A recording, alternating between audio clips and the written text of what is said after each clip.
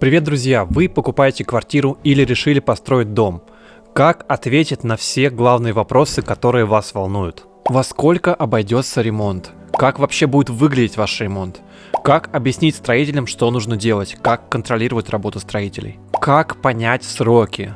Где закупать материалы и в каких количествах? Я считаю, что на стройке всегда должен быть дизайнер. Если вам, конечно, не совсем все равно, как будет выглядеть интерьер вашей квартиры или будущего дома. Но для любой задачи можно найти подходящего дизайнера. За качество стройки будет отвечать строительная бригада. И найти подходящих строителей – это тоже та еще задача. Комплектация чистовыми и черновыми материалами – это тоже целая наука. Меня зовут Сенчугов Александр, я дизайнер интерьера, и сегодня я подробно вам расскажу о том, как подготовиться к стройке.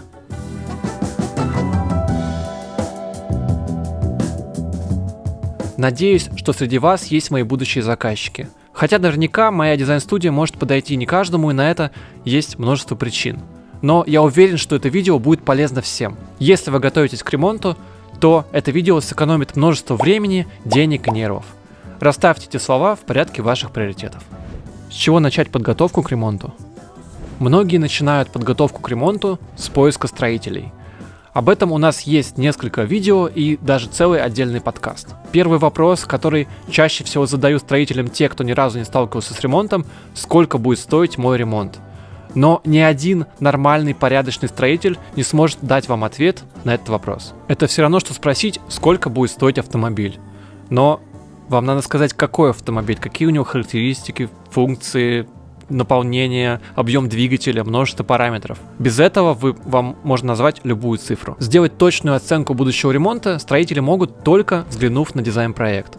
Поэтому подготовка к стройке должна начинаться с поиска дизайнера или дизайн-студии для создания этого дизайн-проекта. Дизайн-проект — это, по сути, пошаговый план вашей будущей стройки. И чтобы получить проект, который будет полностью соответствовать всем вашим требованиям, к его созданию нужно тоже подготовиться. Когда начинать поиски дизайнера? Нам в дизайн-студию часто поступают звонки от заказчиков с вопросом: мы покупаем квартиру, мы начали строить дом, в какой момент нам обращаться за дизайн-проектом? Квартира и дом — это разные ситуации. У нас на канале есть отдельное видео о том, чем отличается дизайн-проект квартиры от дизайн-проекта дома, и там я рассказываю, что если вы строите дом, то к дизайнеру нужно обращаться еще на стадии проектирования вашего дома. Вы можете обратиться за разовой консультацией, а еще лучше заказать первый этап дизайн-проекта. Это разработка планировки с расстановкой мебели и сантехники. Это убережет вас впоследствии от переделки стен, а еще хуже, если вам придется переделывать инженерные сети. С квартирой гораздо проще. Дизайнеры подключаются на стадии, когда в квартиру можно попасть и сделать фактические замеры. Но застройщики неохотно идут на допуск жильцов или тем более дизайнеров в квартиры до того, как дом сдан. В редких случаях мы можем начать дизайн-проект на основе строительных чертежей от застройщика, под которыми подписался заказчик и сказал, что ничего не будет меняться. Но я, конечно, настоятельно не рекомендую это делать, потому что всегда что-то может поменяться, всегда фактические размеры могут отличаться от проектных, и это закончится переделками. А переделки — это всегда шанс допустить ошибки. Насколько мне известно, в сфере дизайна интерьера заказчики очень долго созревают на заказ дизайн-проекта. Заказчик может месяц, два, даже год следить за вашим аккаунтом, за вашими стройками, за вашими работами, и только потом обратиться к вам за дизайн-проектом. Но представьте себе, дизайнер все это время не будет сидеть и ждать, когда вы к нему обратитесь. Он такой сидит и ждет, и ничего не делает. Нам тоже надо на что-то жить, поэтому, когда вы обращаетесь, учитывайте, что у дизайнеров может быть очередь, и она у нормальных дизайн-студий почти всегда есть. Нормальная загруженность, нормальный дизайнер не будет набирать себе кучу работы и потом как-то этим всем жонглировать и закапываться. Он будет планомерно выстраивать очередь и постепенно закрывать проекты. Поэтому учитывайте это, когда хотите заказать дизайн-проект. Как выбрать дизайнера интерьера? О том, как выбрать дизайнера интерьера и для чего вообще нужен дизайн-проект, у нас есть отдельные видео на канале. По опыту могу сказать, что лучше всего выбирать дизайнера по его портфолио. И чтобы в этом портфолио видение прекрасного, то есть вы не должны видеть именно ваш интерьер в его портфолио. Он не должен взять и натянуть этот интерьер на ваши стены.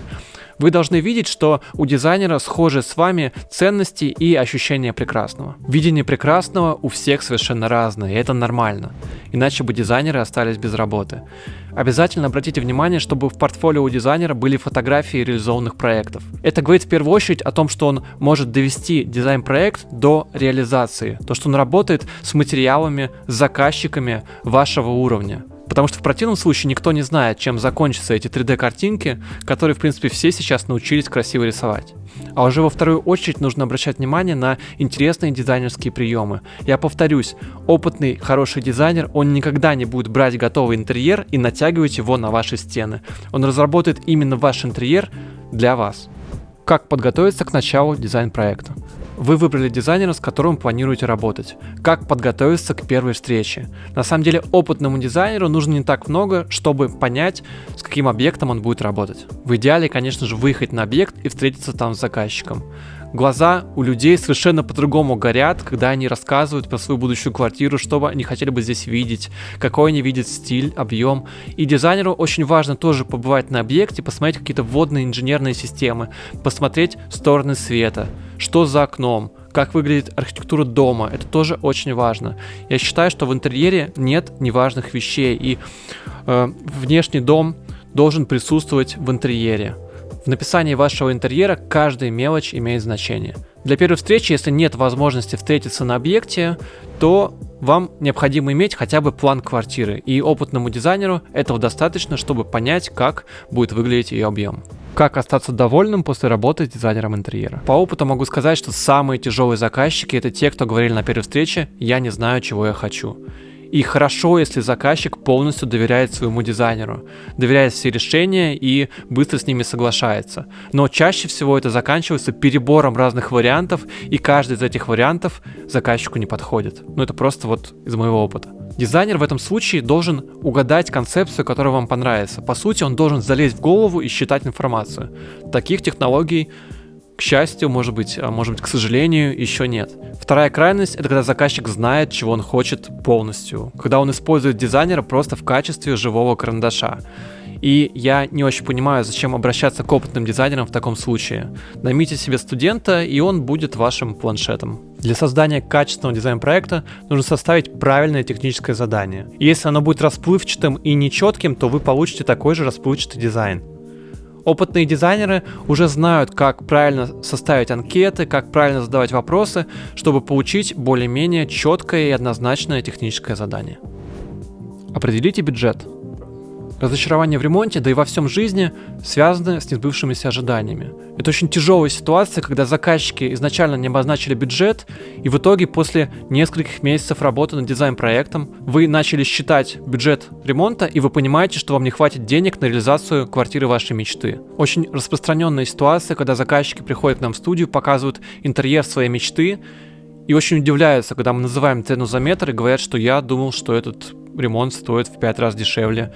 А можно мне такой ремонт, но в 5 раз дешевле, и нам приходится их разочаровывать. Это прям очень тяжелая ситуация, как будто вот заказчики не на приеме у дизайнеров, а на приеме у терапевта, который должен им что-то сказать и не огорчить их при этом. Еще одна частая ситуация, когда заказчики говорят: да, деньги не проблема, давайте гуляем на все, вообще делаем что угодно.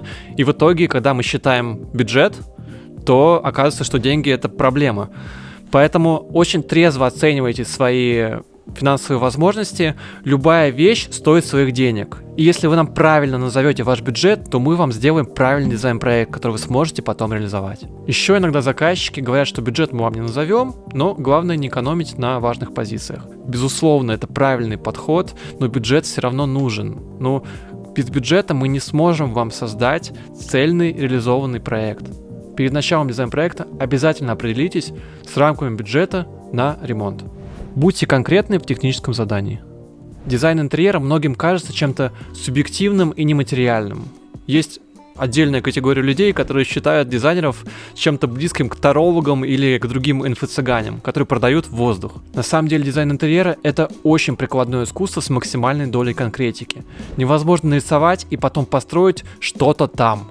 Задание должно быть четко сформулировано. Техническое задание потому так и называется. Оно не называется эссе на тему вашего будущего интерьера. Мы очень часто получаем от заказчиков эмоциональные комментарии в стиле «недостаточно свежо», «нет ощущения рассвета в горах», ну или классика там «очень грустно, как в больнице». С таким техническим заданием или комментариями просто невозможно работать. Другое дело, когда мы создаем концепцию вашего будущего интерьера. Мы всегда стараемся описать ваш будущий интерьер концепцией. Она помогает нам создать единый образ и на самом деле дает очень сильный импульс и задает направление в творческой составляющей проекта. Но концепция интерьера не рождается только из субъективных описаний в стиле «я хочу ощущать в квартире воздух». Распишите перед началом проекта, какая стилистика интерьера вам близка, и тут вместо 1000 слов идеально подойдут картинки. По опыту могу сказать, что картинки гораздо однозначнее передают ваши пожелания, потому что я просто видел, когда заказчик, вот он называет что-то одно по стилю, а в итоге на картинке показывает совершенно другие вещи. Поэтому вот изображение, оно однозначно, и его сложно трактовать по-разному. Чтобы концепция была еще интересней, в качестве референсов вы можете показывать не готовые интерьеры, а любые образы, вызывающие у вас эмоции и ассоциации с интерьером. Например, картины, предметы, фотографии. Это могут быть любые вещи. Вы можете рассказать историю вашей семьи, историю поиска локации дома, о том, какое у вас хобби, любые вещи, связанные с вашей жизнью. И дизайнер из этих составляющих будет писать ваш будущий интерьер. И это сделает его гораздо более личным и гораздо более глубоким и интересным. Меня очень сильно расстраивают интерьеры, которые выглядят как просто цветная коробка, которая никак не связана с ее будущим жильцом. Почему нельзя сшить интерьер сразу же на заказчика? Почему нельзя использовать его жизнь как лейтмотив для этой квартиры? При подготовке к дизайн-проекту создайте техническое задание с максимальной конкретикой. И при поиске образа вашего интерьера используйте необычные референсы. Это сделает ваш интерьер необычнее. Определитесь со сроками. Дизайн-проект занимает время, стройка занимает еще больше времени. Но мы все хотим жить сейчас, а не через год-полтора. Но, пожалуйста, будьте реалистами. Вы делаете ремонт себе, вы делаете его минимум на 5, а чаще всего минимум на 10 лет. И повторюсь крупными буквами, вы делаете ремонт себе. Вы потратите много денег, много ресурсов, много нервов, в конце концов, на ваш будущий ремонт. Так почему нельзя потратить время и сделать качественный проект и ремонт, а не делать все на коленке, лишь бы побыстрее? Обязательно планируйте время на проект и ремонт. Все решения и покупки лучше делать обдуманные заранее, а не спонтанные в моменте. Как оценить стоимость и сроки создания дизайн-проекта? Дизайн-проект понадобится вам до начала стройки, поэтому обязательно выделите время на его создание. И обязательно выделите бюджет на дизайн-проект. Многие почему-то до сих пор думают, что дизайн-проект ничего не стоит. И очень удивляются, когда узнают стоимость. Конечно же, стоимость дизайн-проекта будет напрямую зависеть от дизайн-студии. Состав проекта почти во всех студиях примерно одинаковый. Но тут есть еще опыт и авторитет студии в целом и каждого из сотрудников. А дополнительные услуги, как авторский контроль и комплектация, иногда входят в состав, а иногда нет. Обязательно уточняйте, что входит в состав дизайн-проекта.